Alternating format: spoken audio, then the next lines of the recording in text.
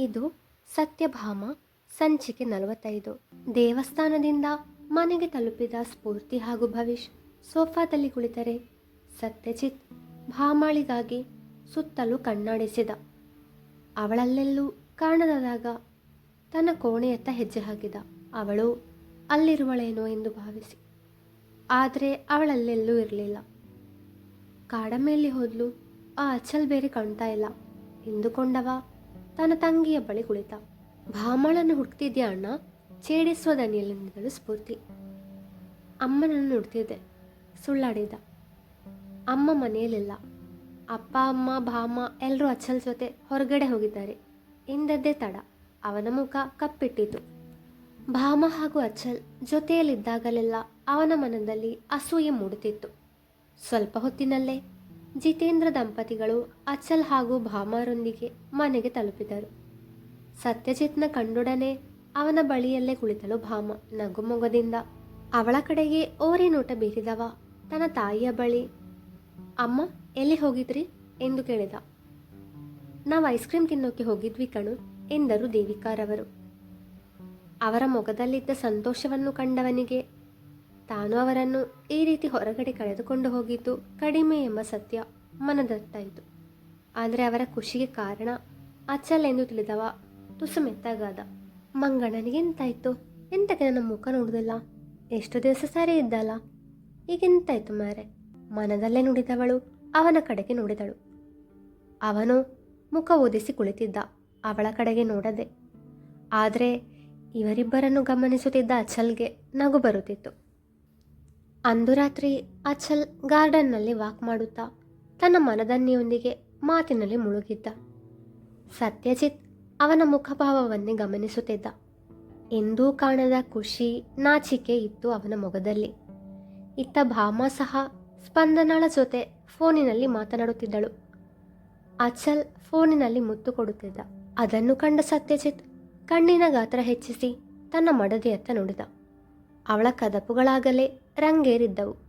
ಸ್ಪಂದನ ಭಾಮಳನ್ನು ಸತ್ಯಜಿತ್ ಬಗ್ಗೆ ಹೇಳಿ ಛೇಡಿಸುತ್ತಿದ್ದಳು. ಅವಳ ಮಾತು ಕೇಳಿ ಭಾಮಳ ಮೊಗದಲ್ಲಿ ಲಜ್ಜೆ ಆವರಿಸಿತು. ಆದರೆ ಅದನ್ನು ತಿಳಿಯದ ಸತ್ಯಜಿತ್ ಭಾಮ ಹಾಗೂ ಅಚ್ಚಲ್ ಫೋನಿನಲ್ಲಿ ಮಾತನಾಡುತ್ತಿದ್ದಾರೆ, ಅವನು ಅವಳಿಗೆ ಮುತ್ತು ಕೊಟ್ಟದ್ದು ಎಂದು ಭಾವಿಸಿದ. ನಾನವತ್ತು ಬ್ಯಾಲೆನ್ಸ್ ತಪ್ಪಿ ಮುತ್ತು ಕೊಟ್ಟಿದ್ದಕ್ಕೆ ಎಷ್ಟೊಂದು ರಂಪ ಮಾಡಿದ್ಲು.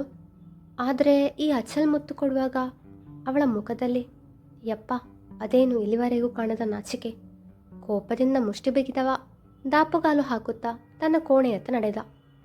ಅವನು ಹೋಗಿ 1 ತಾಸು ಕಳೆದರೂ ಇನ್ನೂ ಕೋಣೆಗೆ ಬರದ ಮಡದಿಯ ನಡೆ ಅವನಲ್ಲಿ ಇನ್ನಷ್ಟು ಕೋಪ ತರಿಸಿತು. ಭಾಮಳನ್ನು ಕಾಣದೆ ತನ್ನ ಕೋಣೆಯಿಂದ ಹೊರಬಂದ ಸತ್ಯಜಿತ್ ಕೆಳಗಡೆ ನೋಡಿದಾಗ ಭಾಮ ಹಾಗೂ ಅಚ್ಚಲ್ ಸೋಫಾದಲ್ಲಿ ಕುಳಿತು ಹರಟುತ್ತಿದ್ದರು. ಅಚ್ಚಲ್ ಅಹಲ್ಯ ಬಗ್ಗೆ ಭಾಮಳ ಬಳಿ ಹೇಳುತ್ತಿದ್ದ. ಅವಳು ತನ್ನ ಕೆನ್ನೆ ಮೇಲೆ ಕೈಯಿಟ್ಟು ಆಸ್ಥೆಯಿಂದ ಅವನ ಮಾತುಗಳನ್ನು ಕೇಳುತ್ತಿದ್ದಳು. ಮನೆಯಲ್ಲಿ ಎಲ್ಲರೂ ಮಲಗಿಯಾಗಿದೆ, ಆದರೆ ಇವರಿಬ್ಬರ ಮಾತು ಹರಟೆ ಇನ್ನೂ ಮುಗ್ದಿಲ್ಲ. ಮನದಲ್ಲೇ ಅಂದುಕೊಂಡವ ಅವರತ್ತ ಹೆಜ್ಜೆ ಹಾಕಿದ. ಭಾಮ, ನಾಳೆ ಆಫೀಸ್ಗೆ ಬೇಗ ಹೋಗಬೇಕು, ಬೇಗ ಮಲಗಿದ್ರೆ ಬೇಗ ಏಳಬಹುದು ಎಂದ ಗಂಭೀರವಾಗಿ. ಅವನು ಆಗಲೇ ಮುಖ ತಿರುಗಿಸಿ ಕುಳಿತದ್ದು ಅವಳಿಗೆ ಬೇಸರವಾಗಿತ್ತು. ಆದುದರಿಂದಲೇ ಅವನ ಬಳಿ ಮಾತನಾಡಲು ಇಷ್ಟವಿರಲಿಲ್ಲ ಅವಳಿಗೆ. ಅಚ್ಚು, ನನಗೆ ನಿದ್ದೆ ಬರುವಾಗ ನಾನು ಮಲಗ್ತೇನೆ ಅಂತ ಹೇಳ ಇವರಿಗೆ ಎಂದಳು ಅಚ್ಚಲ್ಗೆ. ಅದನ್ನು ನೀನು ಹೇಳು ಮಾರೈತಿ ಎಂದ ಅಚ್ಚಲ್. ನಿದ್ದೆಗಿಟ್ಟು ಕುಳಿತರೆ ಮುಖಕ್ಕೆ ಫೇಸ್ ಪ್ಯಾಕ್ ಹಾಕಿ ಯಾವ ಪ್ರಯೋಜನವೂ ಇಲ್ಲ. ಡಾರ್ಕ್ ಸರ್ಕಲ್ಸ್ ಜೊತೆಗೆ ಪಿಂಪಲ್ಸ್ ಕೂಡ ಬರುತ್ತೆ ಎಂದ ಅವಳ ಮನವೊಲಿಸುವ ಸಲುವಾಗಿ. ಅಚ್ಚಲ್ ಅವನ ಮನೆಯ ಅತಿಥಿಯಾದ ಕಾರಣ ಅವನಿಗೆ ಏನು ಹೇಳುವಂತಿರಲಿಲ್ಲವಲ್ಲ. ಅವಳು ಮುಖ ತಿರುಗಿಸಿ ಕುಳಿತಳು. ಇನ್ನು ತನ್ನಿಂದ ಇದೆಲ್ಲ ನೋಡಲಾಗದು ಎಂಬಂತೆ, ಅಚ್ಚಲ್, ಇಫ್ ಯು ಡೋಂಟ್ ಮೈಂಡ್, ನಾನು ನನ್ನ ವೈಫನ್ನು ಕರ್ಕೊಂಡು ಹೋಗ್ತೀನಿ ಎಂದು ಅಚ್ಚಲ್ಗೆ ಹೇಳಿದವ ಭಾಮಾಳನ್ನು ತನ್ನ ತೋಳುಗಳಲ್ಲಿ ಎತ್ತಿಕೊಂಡ. ಅಚ್ಚಲ್ಗೆ ಅಚ್ಚರಿ ಮಿಶ್ರಿತ ಖುಷಿಯಾದರೆ ಭಾಮ ಕಣ್ಣು ಬಾಯಿ ಬಿಟ್ಟುಕೊಂಡು ಸತ್ಯಜಿತ್ನ ಕಣ್ಣು ಮಿಟುಕಿಸದೆ ನೋಡುತ್ತಿದ್ದಳು. ಅವಳ ಪಾಲಿಗೆ ಇದು ಪ್ರಪಂಚದ 8ನೇ ಅದ್ಭುತ. ಅಚ್ಚಲ್ನ ಕಡೆಗೆ ನೋಡಿದಾಗ ಹೆಬ್ಬೆರಳು ತೋರಿಸಿದವ ಹಿ ಲವ್ಸ್ ಯು ಎಂದ ಸನ್ನೆಯಲ್ಲೇ. ಆದರೆ ಅವಳಿಗೆ ಇದೆಲ್ಲ ಕನಸಂತೆ ಭಾಸವಾಗುತ್ತಿತ್ತು. ಅವಳನ್ನು ಮಂಚದಲ್ಲಿ ಮಲಗಿಸಿದವ ಬಾಗಿಲು ಹಾಕಿ ಬಂದಾಗ ಅವಳು ಕೋಪದಿಂದ ಅವನ ಕಡೆಗೆ ನೋಡಿದಳು. ಕಾಡಮ್ಮ, ಯಾಕೆ ಹಾಗೆ ನೋಡ್ತಿದ್ಯಾ? ನಿನ್ನ ಕಣ್ಣು ನೋಡಿ ಹೆದರುವವನಲ್ಲ ನಾನು ಎಂದು ಅವಳು ಯಾವಾಗಲೂ ಹೇಳುವ ಮಾತನ್ನು ಅವಳಿಗೆ ತಿರುಗಿಸಿದ. ನೀವಾಗ ದೊಡ್ಡತನ ಮಾಡ್ತಿದ್ರಲ್ಲ ಮುಖ ಅಂತಟ್ಟು, ಈಗೆಂತಕ್ಕೆ ಮಾತಾಡೋದು ನನ್ನ ಹತ್ರ ಎಂದು ಮುಖ ತಿರುಗಿಸಿದಳು. ಅವನ ಕಣ್ಣಿಗೆ ಅವಳು ಪುಟ್ಟ ಹುಡುಗಿಯಂತೆ ಮುದ್ದಾಗಿ ಕಂಡಳು. ಮಾತಾಡಿದ್ದು ಸಾಕು, ಮಲ್ಕೋ, ಗಂಭೀರತೆ ನಟಿಸಿ ನುಡಿದವ ಕೋಣೆಯ ದೀಪ ವಾರಿಸಿದ. ಅವಳು ಮಗ್ಗಲು ಬದಲಾಯಿಸಿ ಮಲಗಿದಳು.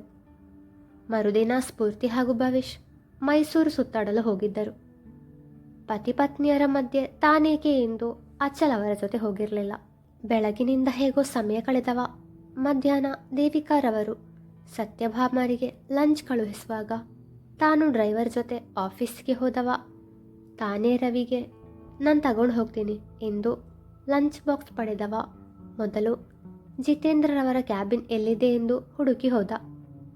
ಮೇ ಕಮಿನ್ ಎಂಬುದನಿಗೆ ತಲೆ ಎತ್ತಿದವರು, ಅರೆ ಅಚ್ಚಲ್, ನಮ್ಮ ಆಫೀಸ್ ಕಡೆ ಬಂದಿದ್ಯಾ ಎಂದು ಅಚ್ಚರಿಯಿಂದ ಕೇಳಿದಾಗ, ನನಗೆ ಬೋರ್ ಆಗ್ತಿತ್ತು ಅಂಕಲ್, ನಿಮ್ಮ ಮಗಳು ಅಳಿಯ ಸುತ್ತಾಡಲು ಹೋಗಿದ್ದಾರೆ, ಇನ್ನು ಆಂಟಿ ಕಿಚನ್ನಲ್ಲಿ ಬ್ಯುಸಿ, ನಮ್ಮ ಹುಡುಗಿ ಕೂಡ ಇವತ್ತು ಬ್ಯುಸಿ ಇದ್ದಾಳೆ, ಸೊ ನಿಮ್ಮ ಲಂಚ್ ಬಾಕ್ಸ್ ತಗೊಂಡು ಬಂದ್ಬಿಟ್ಟೆ, ತಗೊಳ್ಳಿ ಎಂದು ಲಂಚ್ ಬಾಕ್ಸ್ ಅವರ ಕೈಗೆ ಕೊಟ್ಟವ.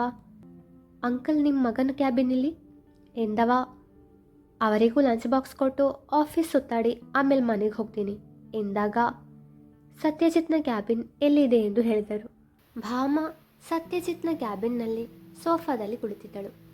ಇನ್ನು ಸತ್ಯಜಿತ್ ಲ್ಯಾಪ್ಟಾಪ್ನಲ್ಲಿ ಬೆರಳಾಡಿಸುತ್ತಾ ಮಡದಿಯ ಕಡೆಗೆ ನೋಟ ಹರಿಸುತ್ತಿದ್ದ. ಮೇ ಐ ಕಮಿನ್ ಎಂದವನದನಿಗೆ ಪ್ಯೂನ್ ಇರಬೇಕು ಎಂದುಕೊಂಡ ಸತ್ಯಜಿತ್ ಎಸ್ ಕಮಿನ್ ಎಂದರೆ ಪ್ಯೂನ್ ಬದಲಿಗೆ ಅಚಲ್ನನ್ನು ಕಂಡು ಇರುಸು ಮುರುಸಾಯ್ತವನಿಗೆ. ಅಚ್ಚು ಎಂದು ಎದ್ದು ನಿಂತವಳೆ, ನೀನು ಊಟ ತಗೊಂಡು ಬಂದೆಂತಕ್ಕೆ ಮಾರೆ ಎಂದಾಗ, ನೀನಿಲ್ಲದೆ ಮನೆಯಲ್ಲಿ ಬೋರ್ ಆಗ್ತಿತ್ತು ಮಾರೇತಿ ಎಂದವ ಸತ್ಯಜಿತ್ ಕಡೆಗೆ ಓರೆ ನೋಟ ಬೀರಿದ. ಅವನ ಕೈ ಮುಷ್ಟಿ ಬಿಗಿದಿತ್ತು. ಸಾರಿ ಮಾರೆ, ನನ್ನ ಕೆಲಸ ಹೇಗೆಂದ ನಿಮಗೆ ಗೊತ್ತುಂಟಲ್ಲನ, ಮನೆಗೆ ಬರುವಾಗ 7:30 ಆಗ್ತದೆ ಎಂದಳು ಭಾಮ. It's okay ಎಂದವ. ನಂಗೆ ನಿನ್ನ ಹತ್ರ ಪರ್ಸ್ನಲ್ ಆಗಿ ಸ್ವಲ್ಪ ಮಾತಾಡ್ಲಿಕ್ಕುಂಟು ಎಂದ ಸತ್ಯಜಿತ್ಗೆ ಇನ್ನಷ್ಟು ಉರಿಸಲು. ಎಂತದ? ನೀನು ಊಟ ಮಾಡು, ಮತ್ತೆ ಮಾತಾಡುವ, ನಾನು ಆಫೀಸಲ್ಲೊಮ್ಮೆ ನೋಡಿ ಬರ್ತೇನೆ ಎಂದವ. ಅಲ್ಲಿಂದ ಹೊರಡಲ್ಲನ್ನುವಾದರೆ, ಏನಿಲ್ಲ, ನಾನು ಸಹ ಬರ್ತೇನೋ, ಕ್ಯಾಂಟೀನಿಗೆ ಹೋಗುವ, ಊಟ ಮಾಡ್ತಾ ಮಾತಾಡುವ ಆಯ್ತಲ್ಲ ಎಂದವಳೆ ಅಚಲ್ ಜೊತೆ ಕ್ಯಾಂಟೀನ್ನತ್ತ ಹೆಜ್ಜೆ ಹಾಕಿದರೆ ಸತ್ಯಜಿತ್ ಕೋಪದಿಂದ ಟೇಬಲ್ಗೆ ಗುದ್ದಿದ.